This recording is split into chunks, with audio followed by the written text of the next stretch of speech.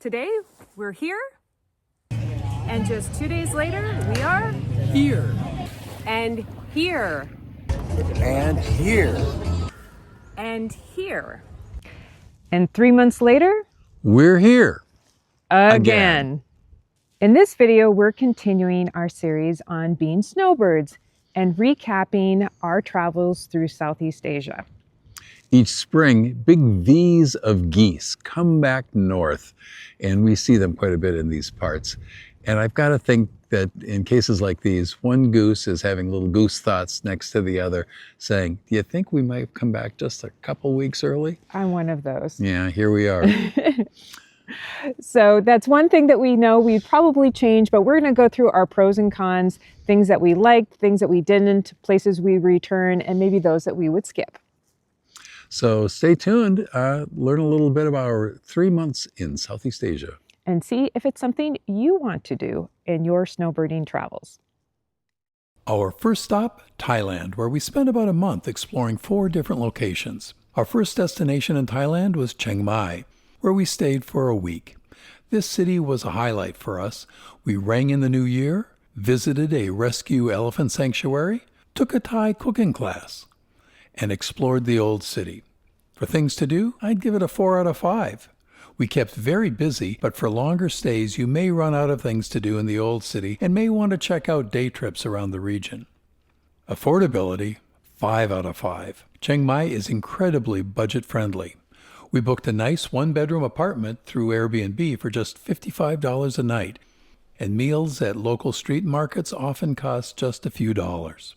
Safety, 4 out of 5. We never felt unsafe in terms of crime, but walking around requires caution. Sidewalks are uneven with open vents, and street crossings can also feel chaotic. One thing that catches first-time visitors from the U.S. or Canada is the lack of order that we are accustomed to at home, which can feel a bit unnerving. English, 4 out of 5.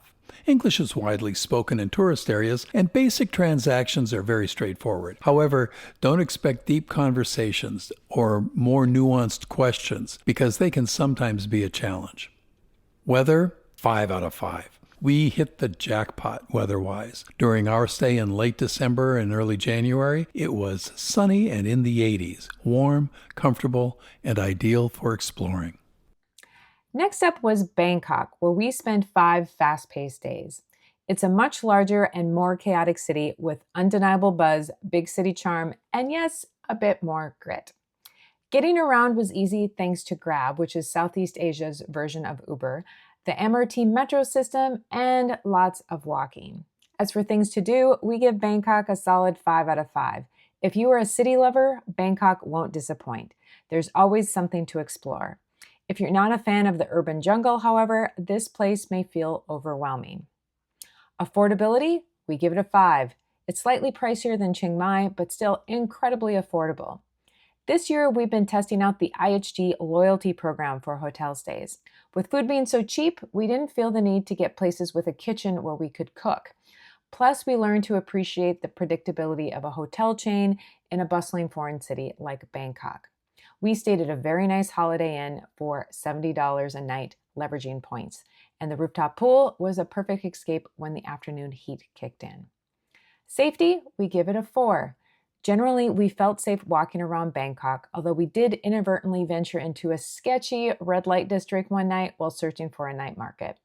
As with any big city, you need to use common sense to protect yourself by sticking with populated, well-lit areas and keep your belongings close at hand. English was very good. It was commonly spoken in all the tourist areas. And weather, a 5. It was a bit warmer than Chiang Mai, hitting the upper 80s during our visit, but still very manageable and dry, ideal for sightseeing. Unfortunately, our trip was interrupted while in Thailand when Kristen's mother passed away unexpectedly. It was obviously an emotional time that brought us back to the United States for a couple of weeks to be with family, hold the funeral, and settle affairs.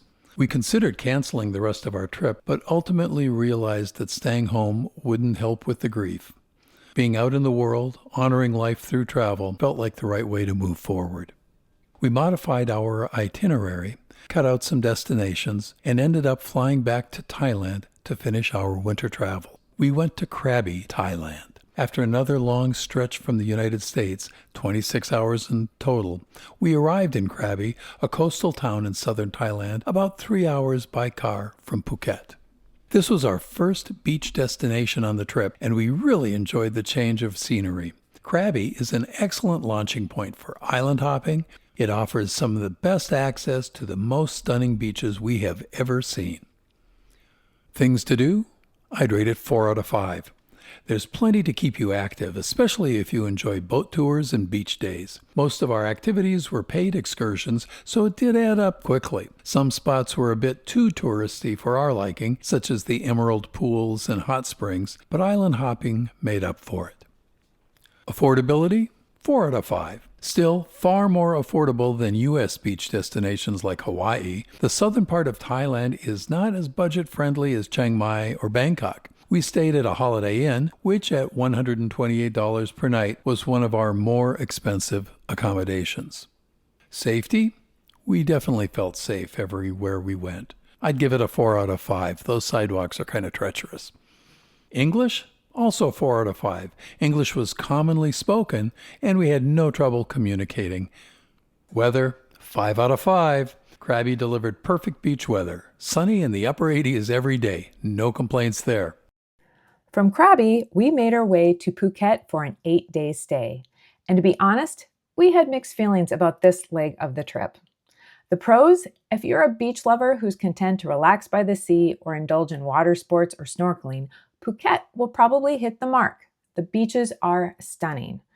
We're not big beach loungers ourselves, at least not beyond a day or two, as we prefer getting out and exploring. Getting around the island was one of our biggest frustrations. Traffic was consistently heavy, and reaching different beaches or sites like Old Town or the Big Buddha required a lot of patience. We found it very congested. For things to do, we give it a 4. Beach lovers will be happy here, and there are tons of options for island tours and water sports. A definite highlight was our boat tour to the famous Phi Islands. The scenery was breathtaking and made the trip worthwhile. Affordability? A 4. Still affordable by U.S. standards, but accommodations and dining are more expensive than other parts of Thailand, especially near the beach. We stayed in a beautiful modern apartment complex for $119 a night. Our apartment was a bit inland, which helped with cost, but came with the trade-off of being far from the beach, restaurants, and shops, which wasn't ideal. Safety? A 4. We felt safe, but the walkability varied greatly. Some areas were underdeveloped with rubble and garbage that made exploring on foot less pleasant. English? 4. As with most tourist hubs in Thailand, we had no major issues communicating. And weather? A solid 5, probably a 6 out of 5. Absolute perfection. Sunny skies and warm temps in the 80s every single day. Ideal for beach lounging and swimming in the Andaman Sea. After Phuket, we hopped over to our next country, Malaysia. We spent 8 days in the vibrant capital city of Kuala Lumpur, and we genuinely loved it. KL, as they say, surprised us in the best ways. It's clean, modern, easy to get around, and offers what we would call affordable luxury. While we've met friendly locals and fellow travelers throughout our journey, we met up with a couple of longtime friends who live in KL, and that made our time there even more special. For things to do, 5 out of 5. We packed in a ton, but still left wanting more. We explored the city highlights, Chinatown, the iconic Petronas Towers, KL Tower, and the Batu Caves. Next time, we'd love to take a day trip to the Cameron Highlands and explore more of Malaysia. Affordability? KL was incredibly affordable considering its modern feel. Cheap foods, great hotels. This is a place we could easily see ourselves spending a month. We split our stay between 2 hotels to mix it up. 4 nights at a Holiday Inn Express for just $39 a night, followed by an upgrade to the Hotel Indigo for $70 a night. Let's just say once we got a taste of Hotel Indigo's boutique-style luxury, it was hard to go back to more budget-level hotels. Safety? 4 out of 5. We felt completely safe even walking the 25 minutes from our hotel to the Petronas Towers at night. We frequently saw solo female travelers out and about, which says a lot. English, 4 out of 5. English is widely spoken here, and it was easy to communicate. And weather, 4 out of 5. It was hot, low to mid-90s during our February stay, so we often retreated to the pool or cooled off in one of KL's many malls during the heat of the afternoon. From Kuala Lumpur, we took a quick flight to Singapore, and wow, what a city. Singapore felt like stepping into a futuristic utopia. Sparkling clean, unbelievably green, and extremely safe. We absolutely loved our time here and would have stayed longer if it weren't for one thing: cost. Singapore consistently ranks as one of the most expensive cities in the world, so we capped our visit at 5 days. That said, we packed those days with unforgettable experiences, many of them free or budget-friendly, which we have a full video on. The city's orderliness is no accident. Singapore has a long list of rules and laws that help keep things running smoothly. While our plane was descending into Singapore, we were a little surprised when a flight attendant announced a warning over the intercom that drug trafficking was a serious offense that carried a mandatory death sentence. Wow! But if you play by the rules, and we do, it's an incredible place to explore. For things to do, a 5 out of 5. While Singapore is small, it's packed with gorgeous green spaces and unique attractions like the Super Tree Grove at the Gardens by the Bay.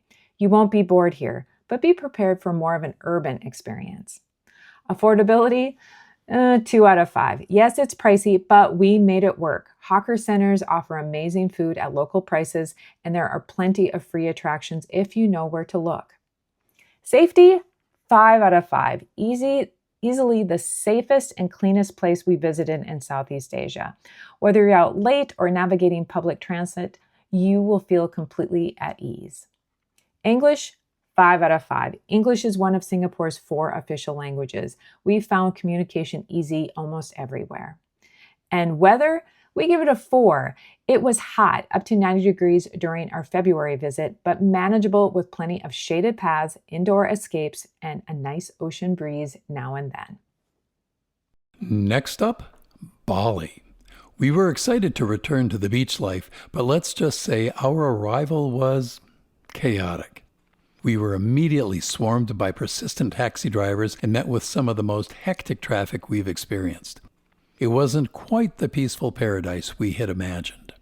But once we settled in and got used to the buzz, we grew to really love the island over our 12-day stay. For things to do, 4 out of 5. There's so much to explore. Temples, beaches, waterfalls, rice paddies. But many top sites require long drives in Bali's infamous traffic. Near the beach, you'll find great surfing, massages for $10 to $15, and no shortages of shops and cafes. Affordability, 5 out of 5. Bali remains a very budget-friendly destination, especially for accommodations and food. We spent 8 nights at the gorgeous Hotel Indigo Resort on Seminyak Beach for a steal. Just about $107 per night using IHG points, followed by a relaxing 4-night stay in a private villa in Ubud for only $62 a night. Safety, 3 out of 5. We didn't feel unsafe in terms of crime, but the traffic is intense and many areas aren't very walkable. We mostly stayed close to the beach or in more tourist-friendly areas. English, 4 out of 5. English is commonly spoken in tourist spots, though it can take a bit to adjust to the Balinese accent. Weather, 4 out of 5. Warm and humid, with temps in the upper 80s and humidity hovering in the low 90s. Expect sudden, heavy rain showers, especially in the afternoons. Vietnam was supposed to be a major stop on our Southeast Asia tour. We had planned nearly a month to explore from north to south. Unfortunately, a small typo on my visa application created a big issue at customs in Hanoi. Let's just say it involved working with 3 different customs offices, confusion, and ultimately a change of plans. We'll share the full story in another video, but in short, after just 1 night in Hanoi, we had to move on. Thankfully, we still had valid visas for Cambodia, a country we had cut from our original itinerary due to my mother's passing. So we pivoted and flew to Siem Reap. And honestly, we were blown away. Definitely a turning lemons into lemonade example. Siem Reap is a tourist-friendly gem. Things to do, we give it a 4 out of 5. Angkor Wat and the surrounding temples are the main event. You could easily spend days exploring these incredible sites. The rest of the town offers clean, walkable streets, lively markets, cultural shows, and the fun nightlife on Pub Street. Affordability, we give it a 5. Actually, I'd give it a 6. Siem Reap is one of the most inexpensive places we have ever visited. Cambodia uses US dollar for currency. We ate for just a few dollars and enjoyed tap beers for just 50 cents. It felt like we had been transported back to the 1980s cost-wise. This was another place we could see ourselves returning for a few weeks because it was just so cheap. Safety, we give it a 4. The city felt safe and laid back, and English is widely spoken here. We give that a 4. Weather, knock that down a little bit to a 3. Early in March, Siem Reap was hot, pushing 100 degrees every day. Sightseeing during the heat could get uncomfortable, so we definitely appreciated our hotel's pool and air conditioning. We added the Philippines to our itinerary based on recommendations from fellow travelers who absolutely loved it. But if we're being honest, it was the one country we visited that we didn't quite connect with. We flew into Manila, which felt congested, gritty, and tough to navigate. We stayed in Makati, a business district that is often recommended for first-timers. Unfortunately, our hotel ended up just a half block away from the red light district. Not exactly the ambience we were looking for. We spent 4 days in Manila, which in hindsight was probably about 3.5 too many. From there, we moved on to Cebu City, which we found to be cleaner, more walkable, and overall more enjoyable. There's no shortage of islands and nature-based adventures, but they can be hard to access. Our day trip from Cebu City to Bohol to see the Chocolate Hills and the adorable bug-eyed tarsiers, for example, it took about 10 hours. Looking back, we think we might have had a better experience had we gone straight to one of the beach destinations that the Philippines is known for. But overall, it just wasn't the best fit for us. Affordability? 4 out of 5. After Siem Reap, the Philippines felt noticeably more expensive. A couple of mid-range restaurants had similar pricing to the U.S. Sightseeing tours were also more expensive, costing between $100 and $150 per person. We found ourselves skipping on adventures simply because we weren't confident they would be worth the cost. Safety, 2.5 out of 5.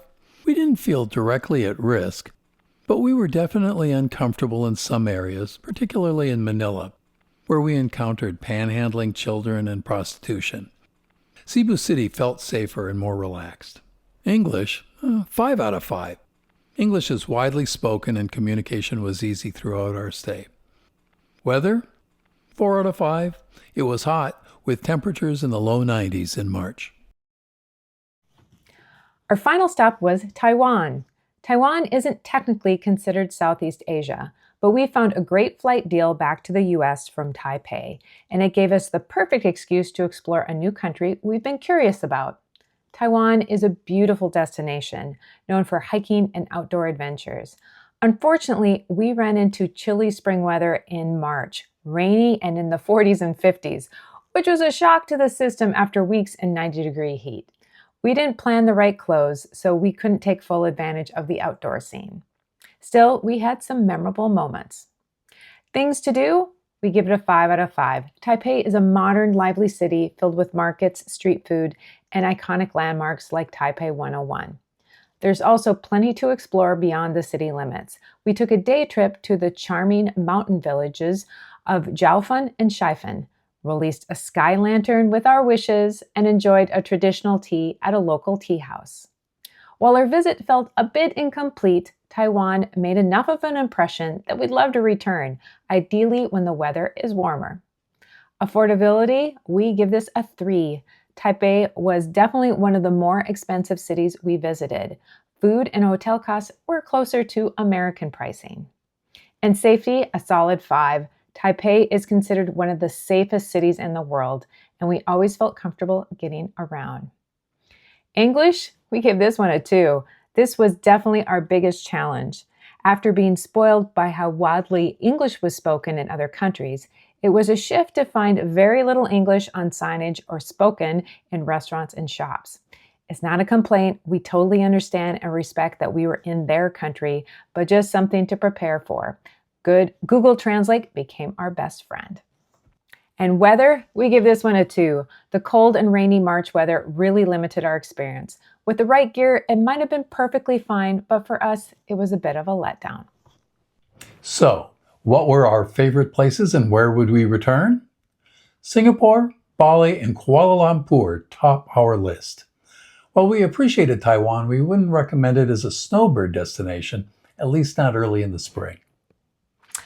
And what would we do differently next time? We had several back-to-back 4-day stays, which had us on the move a lot. Next year, we'll mix in more week-long stops to slow things down and actually catch our breath. We'll also double-check each other's paperwork because one tiny visa mistake can really throw a wrench in your plans. And as we mentioned at the start of our video, next year we'll extend our trip a few more weeks to hopefully miss more of Minnesota's snow. Although, let's be honest, that could mean staying away until June. Oh, that would be horrible. So is Southeast Asia right for you?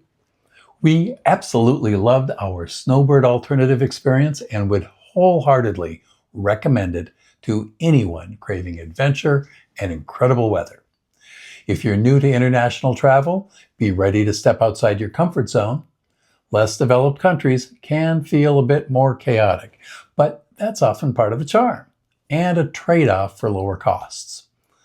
What stood out the most was the hospitality. We met some of the kindest, most welcoming people we have ever encountered anywhere in the world. And how much does it all cost? We averaged about $130 per day as a couple for hotels, food, and ground transportation across 6 countries.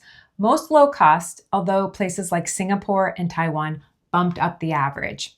We stayed mostly in mid-range hotels with a few splurges. You could definitely spend less by sticking with budget stays or opting for month-long Airbnb discounts. We didn't hold back on experiences either, spending around an average of $30 per day on excursions and entrance fees. International flights to Asia can be pricey. Track them early on Google Flights. But once you're there, regional flights are cheap. Just watch out for budget airline baggage fees. We were consistently forced to check our 22-inch roller bags due to weight restrictions.